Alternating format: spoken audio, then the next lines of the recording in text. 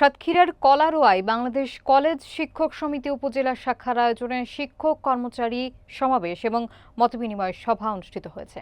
শনিবার বেলা 11:30টায় শেখ আমানুল্লাহ ডিগ্রি কলেজের হলরুমে এ সভা অনুষ্ঠিত হয়। বিস্তারিত দেখুন মোকাররম বিল্লাহ ইমনের তথ্যচিত্রে।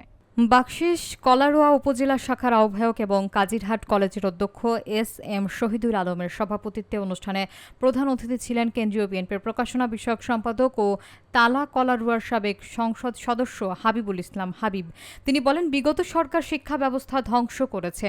আগামীতে আমরা ক্ষমতায় এলে কলারোয়ায় সকল শিক্ষা প্রতিষ্ঠানের মান উন্নয়ন করা হবে।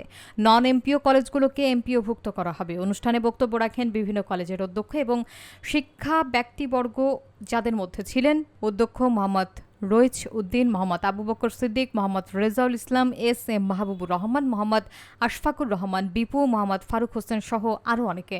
সমাবেশে উপজেলার বিভিন্ন কলেজের শিক্ষকরা উপস্থিত ছিলেন এবং শিক্ষকদের দাবি আদায়ে ঐক্যবদ্ধ থাকার আহ্বান জানান। এবার এই পরীক্ষাগুলো কি তাই ছিল?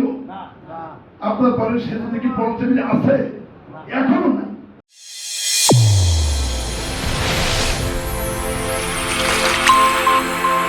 চ্যানেল A1 হৃদয়ের